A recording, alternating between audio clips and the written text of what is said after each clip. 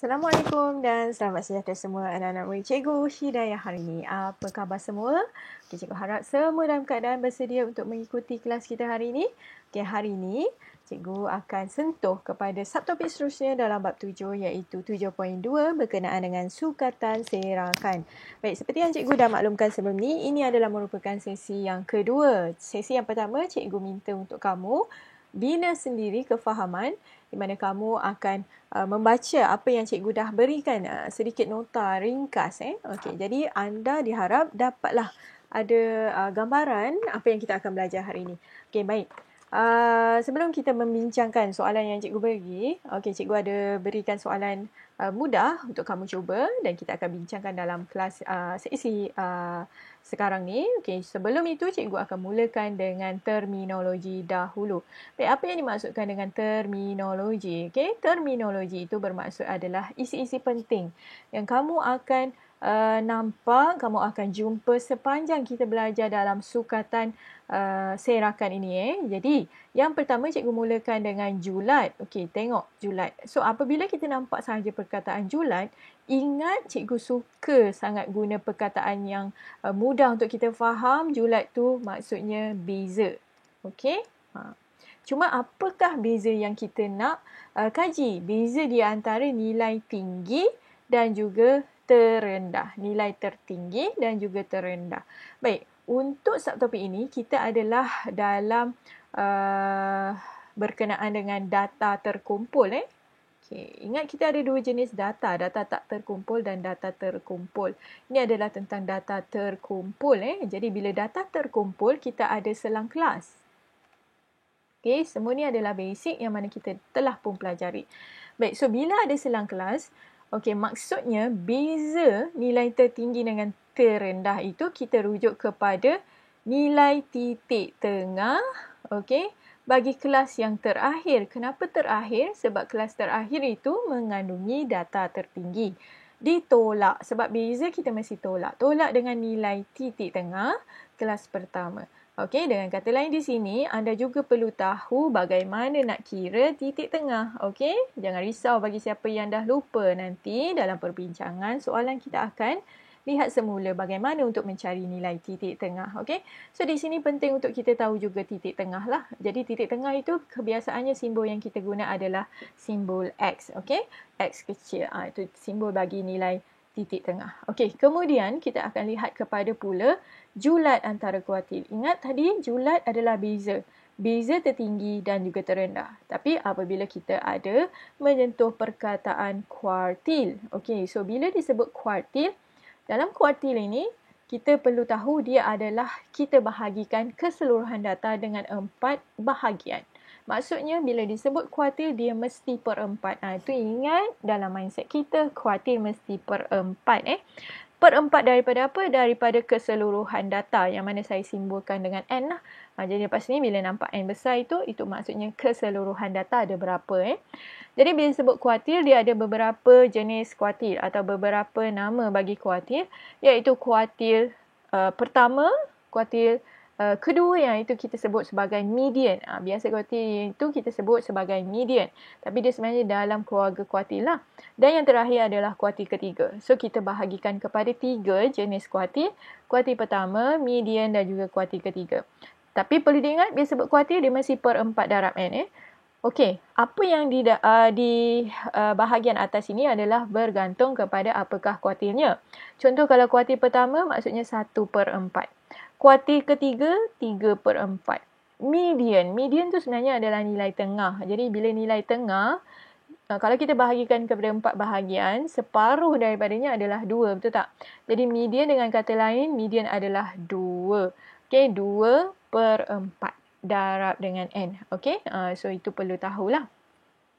Jadi bila disebut julat antara kuartil tu, maksudnya adalah beza di antara kuartil tertinggi iaitu kuartil ketiga. Jadi kita ada 3 tadi, ingat balik. So kita ada kuartil 1, median dan kuartil 3. So paling tinggi adalah kuartil 3. Jadi kuartil 3 tolak dengan paling rendah kuartil adalah kuartil pertama. So kuartil 3 tolak kuartil pertama. Ataupun kita boleh tengok dengan menggunakan simbol atau formulanya. Ia bermaksud 3 per 4 merujuk kepada kuartil ketiga. darab dengan N keseluruhan ditolak dengan 1/4 yang merujuk kepada kuartil pertama darab N keseluruhan data. Alright, so itu adalah julat antara kuartil. Baik, seterusnya kita akan jumpa tentang variant. Okey, variant ini kita akan guna rumus lah. Okey, rumus itu akan diberi sebenarnya di dalam peperiksaan. Tetapi apabila rumus diberi pun, anda perlu tahu setiap maksud simbol.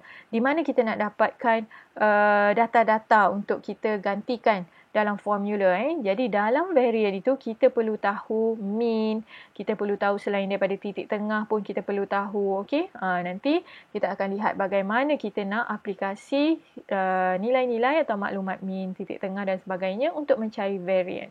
Dan seterusnya kita akan jumpa penentuan untuk mencari nilai sisihan piawai.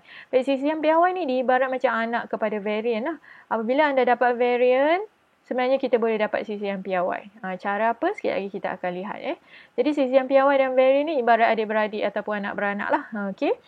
So ini adalah sedikit terminologi apa yang kita akan belajar dalam subtopik ini. Okey, tanpa buang masa, jom kita lihat kepada soalan yang cikgu dah beri kepada kamu. Okey, so ini soalan yang cikgu beri untuk kamu cuba. Okey, sekarang jom kita bincangkan. Okey, so kita mula dengan soalan yang pertama. Baik, soalan yang pertama ini, kalau kamu lihat telah diberikan graf OGIF. Kalau kelas sebelum ini kita belajar bagaimana nak melukis OGIF.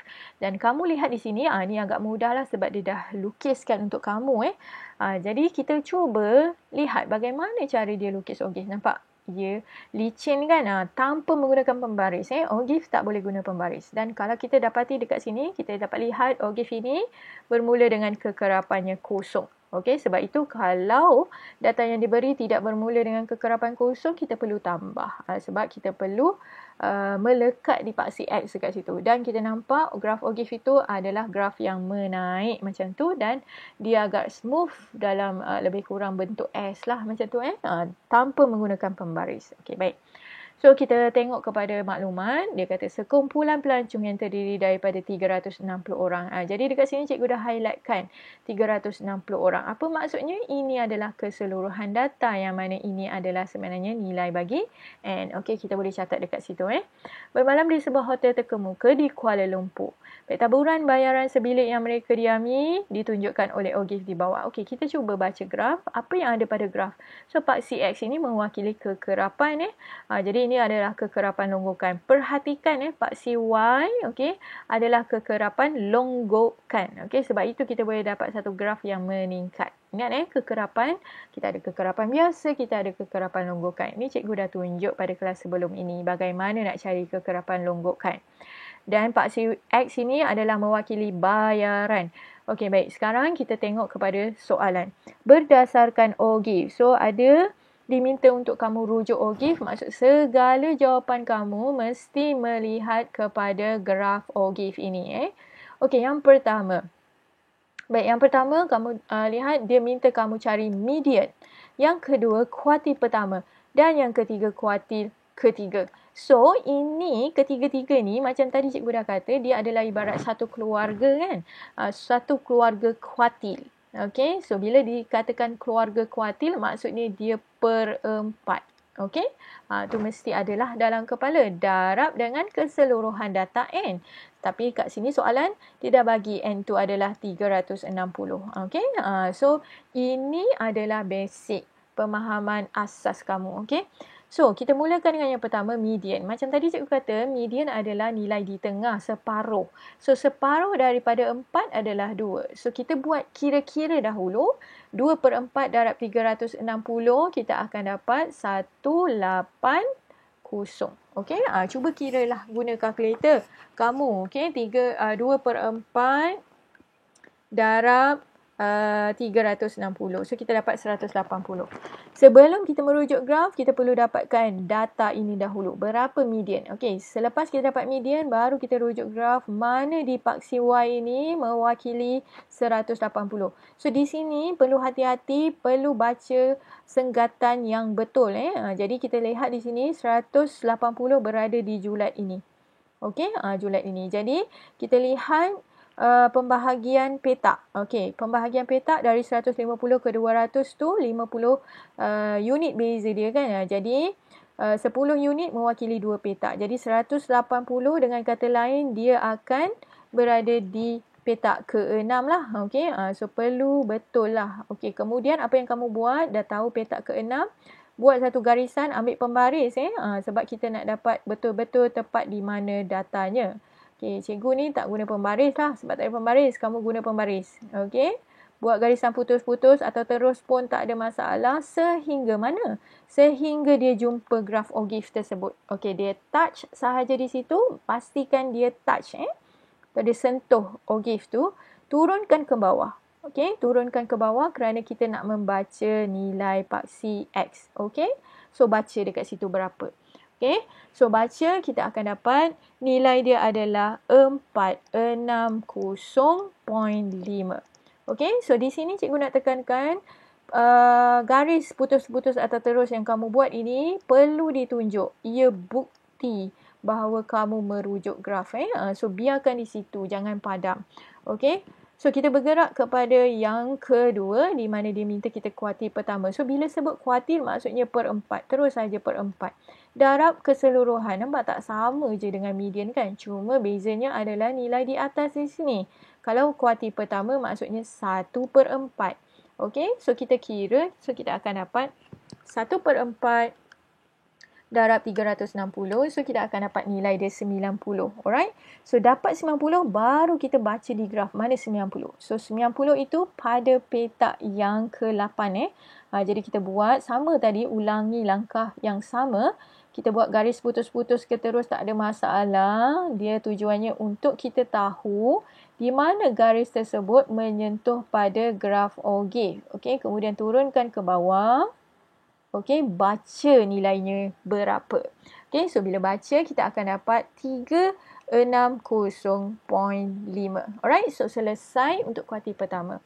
Kita bergerak pada kuartil ketiga. Nampak? Bila kita dah faham maksud kuartil tu, kita tak ada masalah dah untuk mencari apa sahaja kuartil yang diminta. So kuartil ketiga maksudnya 3 per 4 darab 360.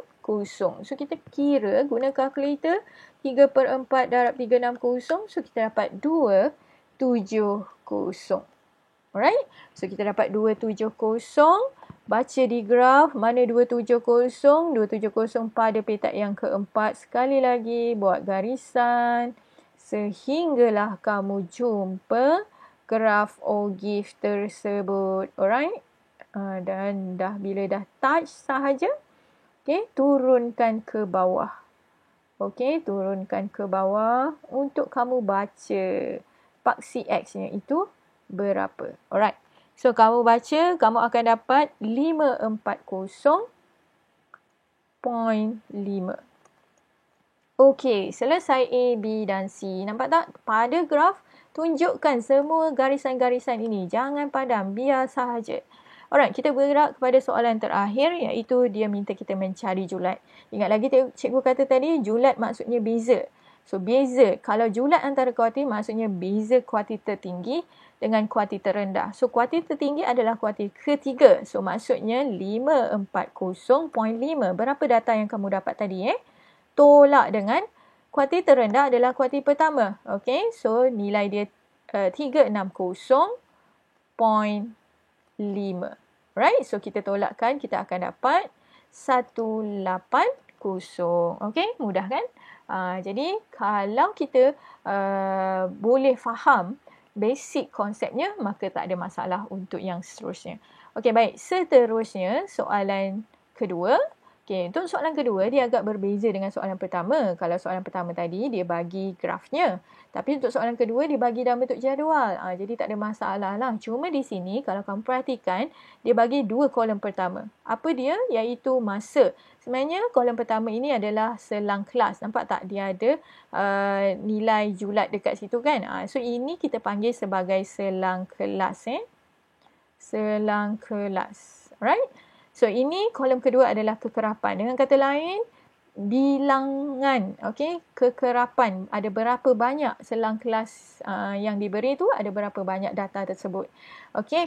So, untuk yang ini kita tak tahu N-nya berapa. Jadi kita perlu cari N. N tu apa? N tu keseluruhan data, jumlah ada berapa. Dia beza dengan soalan pertama tadi. Soalan pertama dia dah bagi siap-siap N360. Tapi untuk di sini, kalau dia bagi nilai kekerapan, sebenarnya N-nya adalah hasil tambah kekerapan. So, awak tambahkan semua, kita akan dapati N tu adalah 20. So, maksudnya keseluruhan data adalah 20. N tu penting sebab N tu banyak yang kita akan guna untuk menentukan nilai-nilai. Okey, baik. Sekarang, ni tadi dia kata untuk mendapatkan titik tengah ataupun simbolnya adalah X kecil ni. Jadi, macam mana nak dapat titik tengah? Sebenarnya ada macam-macam cara. Cuma, sila make sure anda tidak buat kesilapan. Okey, untuk titik tengah, cikgu ajar dulu cara tradisional. Cara tradisional tu macam mana? Kita guna jari kita. Okey, tengok pada selang kelas pertama. Bermula dengan 1, keluarkan jari kamu. Okey, cikgu harap kamu sama-sama buat. Okey, keluarkan jari kamu. Nombor 1, keluarkan jari 1. Lepas 1, 2 sampai 3. Maksudnya ada 3 jari kamu yang keluar kan? Okey, dalam 3 jari keluar tu, yang tengah nombor berapa? Nombor 2, betul tak? Tengah. Ada 3 jari keluar, yang tengah adalah nombor 2. So, maksudnya titik tengah itu adalah 2. Itu cara tradisional. Apa cara menggunakan formula? Cara menggunakan formula, pada setiap selang kelas ini, kita nampak ada had. Ini kita panggil had bawah. Nilai yang mula-mula. Yang atas ni had atas. Caranya adalah kita tambah had atas had bawah bahagi 2. Ataupun 1 tambah 3, 4 bahagi 2. Itu cara menggunakan formula lah. So, 1 tambah 3, 4, 4 bahagi 2, kita dapat 2 sama. Okey. Begitu juga yang kedua. Anda boleh guna tradisional ataupun cara manual ataupun cara formula. So, 4 had bawah tambah had atas, 4 tambah 6 bahagi 2. So, kita akan dapat 5. Okey. Yang ketiga, 7 tambah 9 bahagi 2. 7 tambah 9 bahagi 2. Kita akan dapat 8. Okey, teruskan untuk yang lain. So, anda akan fill in the blank sahajalah. So, ini anda akan dapat 11. Ini akan dapat 14. So, penting untuk kita membuat satu lagi kolom tambahan untuk khusus nilai titik tengah. Alright? So, sebenarnya soalan nombor 2 ni adalah untuk kita mencari variant. Okey, untuk mencari variant, apabila awak nampak, maksudnya di situ kita perlu tahu titik tengah. Alright. Yang keempat punya kolom ni, kamu perhatikan dia bagi fx. Apa maksud fx? F tu tadi kekerapan, betul? X tu titik tengah. Jadi dengan kata lain, fx tu adalah f darab x. Maksudnya kekerapan darab titik tengah. Jadi kekerapan 2 untuk selang kelas pertama, 2 darab 2. So kita akan dapat 4. Darabkan sahaja. Okey. 5 darab 5, kita dapat 25. Okey, so teruskan dengan yang lain. 4 darab 8, kita dapat 32. Okey, 8 darab 11, kita akan dapat 88. Okey, 1 darab 14, kita dapat 14. Okey, dan di bawah sekali kita totalkan jumlah. Okey, ini adalah simbol bagi jumlah. Nampak macam E terbalik kan? Jadi jumlah F darab X. Okey, tambahkan semua ni. Guna kalkulator, kamu akan dapat 163. Okey, so perhatikan di sini. Apakah setiap kolom itu? Jadi nanti kalau soalan exam keluar, awak perlu tambahkan mengikut seperti apa yang kita bincangkan hari ini. Okey, yang terakhir, kolom terakhir. Apa maksud ni? F darab X kuasa 2. So, ini kamu perlu dapatkan nilai X kuasa 2 dahulu. X tadi adalah 2. Jadi kita dapatkan nilai kuasa 2-nya dahulu. Ataupun maksudnya di sini F tadi untuk selang kelas baris pertama, F dia adalah 2 kan? 2 darab X dia adalah 2. 2 kuasa 2. Macam tu. Untuk selang kelas kedua, maksudnya adalah F dia 5 darab X dia 5 kuasa 2. Dia ada tambahan kuasa 2 di bahagian titik tengah. Okey. So anda guna kalkulator sahaja. Okey. So anda akan dapat nilai yang pertama ni adalah 8. Okey. Nilai yang kedua ni 125. Dan teruskan. Untuk yang ketiga ni maksudnya 4 darab 8 kuasa 2. Okey. Yang ini 8 darab 11 kuasa 2. Yang terakhir 1 darab 14 kuasa 2. So guna kalkulator untuk dapatkan jawapan setiap satu. Ni anda akan dapat 256. Ini anda akan dapat 968. Okey. Dan yang terakhir anda akan dapat 196. Dan pada baris terakhir seperti biasa, itu mewakili jumlah keseluruhan f(x) kuasa 2. So, apa yang anda buat? Tambahkan sahaja nilai-nilai yang anda dapat pada setiap selang kelas. So, jumlahnya akan dapat 1553. Okey, saya harap anda kira sendiri dan cuba semak. Betul ke jawapan yang cikgu bagi? Sama ke tidak? Kalau tak sama, cuba semak semula. Di mana kesalahan? Okey, baik. Seterusnya, dia minta kita mengira varian. Untuk mengira varian, kita perlu kira dahulu nilai bagi min ataupun dia punya simbol adalah X ada macam topi dekat atas tu. Ada garis dekat atas tu min. So, untuk mencari min, formula dia adalah jumlah fx bahagi n. So, jadi dekat sini, senang sebab kita dah lengkapkan jadual. Kita tinggal ambil data, pindah data sahaja. So, jumlah fx kita dah dapat dah dekat sini tadi. Okey, cikgu guna pen berlainan warna. Okey, ni jumlah fx, 163. Alright? So, kita hanya gantikan 163 bahagi n dekat sini kita dah kira iaitu 20. Okey, so kita kira guna kalkulator, kita akan dapat nilai dia 8.15. So, apa 8.15? Dia adalah min. Alright, ingat dia adalah min. Baik, untuk mencari varian, okey, rumus dia adalah, varian simbol dia adalah macam ni, okey, kuasa 2. Dia ada kuasa 2, itu simbol bagi varian. Rumus dia adalah jumlah fx kuasa 2 per n tolak x kuasa 2. Jangan, yang ni adalah min, min kuasa 2. Ada tanda garis di atas. Jangan risau, ini diberi dalam rumus. Tapi anda perlu tahulah apa yang nilai nak diganti. Sebab itu, kita dah ada nilai pada jadual, senang sikit untuk kita. Tinggal masukkan sahaja data. Nampak tak? Ni adalah jumlah fx kuasa 2. Dia bersamaan dengan yang ini kan? Okey, so nilai dia kita dah kira siap-siap iaitu 1553. Bahagi n adalah 20. Tolak. Ni cikgu nak ingatkan, sila semak di bahagian rumus. Ada kalanya pelajar dia tak nak semak. Dia hafal tapi hafalnya yang salah. Baik, min kuasa 2. Min tadi kita dah kira iaitu 8.15. Jadi 8.15 kuasa 2. Alright, so guna sahaja kalkulator, anda akan kira dan anda akan dapati varian ni, okay, nilai dia adalah 11.2. Okay, 11.2. Alright, so ini adalah varian. Okay, tadi kalau kamu ingat lagi, cikgu ada kata, soalan seterusnya, okay, soalan seterusnya, dia minta kita cari sisihan piawai kan? Tadi awal-awal cikgu dah kata, varian dengan sisihan piawai tu dia macam anak beranak, macam adik-beradik kan? Kita dapat varian, kita akan dapat sisihan piawai. Kenapa?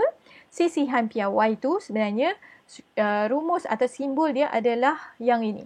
So, cuba kamu perhatikan. Apa perbezaannya? Bezanya hanya di kuasa 2 kan? Varian dia ada kuasa 2, sisihan piawai tiada. Dengan kata lain, untuk dapatkan sisihan piawai, sebenarnya kita punca kuasakan 2 sahaja nilai varian. Iaitu punca kuasa 2 11.2. So, anda akan dapat sisihan piawai iaitu 3.35. Alright? Nampak tak? So, di sini sebenarnya soalan ni soalan favorite pelajar sebab dia banyak memberi markah dan mudah untuk kita dapat markah sekiranya tidak berlaku kecuaian. Okay? So, cikgu harap penerangan dan penjelasan perbincangan kita tadi dapat membantu kefahaman anda untuk menguasai subtopik ini. Okay? So, cikgu simpulkan sedikit. Kita dah belajar hari ini tentang cara untuk menentukan kuartil. Okay, kuartil iaitu median, kuartil pertama, kuartil ketiga. Kita juga dah belajar untuk mengira julat antara kuartil. Jadi cikgu nak kamu perhatikan betul-betul bagaimana cikgu baca data dan cikgu gariskan dan cari data yang dikehendaki pada graf, bagaimana caranya dan kemudian bagaimana cikgu melengkapkan jadual, apa yang dimaksudkan dengan titik tengah, fx kuasa 2, bagaimana untuk kira mean dan bagaimana untuk menentukan varian daripada rumus dan apakah hubungan varian dan sisihan piawai. Okey. Itu sahaja kelas kita hari ini. Terima kasih dan tahniah sekali lagi kepada semua yang berjaya masuk kelas hari ini. Okey. Dan untuk latihan, cikgu nak kamu buat soalan nombor 4, muka surat 136. Okey, modul sambung muka surat 136 soalan nombor 4. Baik, sekian sahaja kelas hari ini. Assalamualaikum dan terima kasih semua.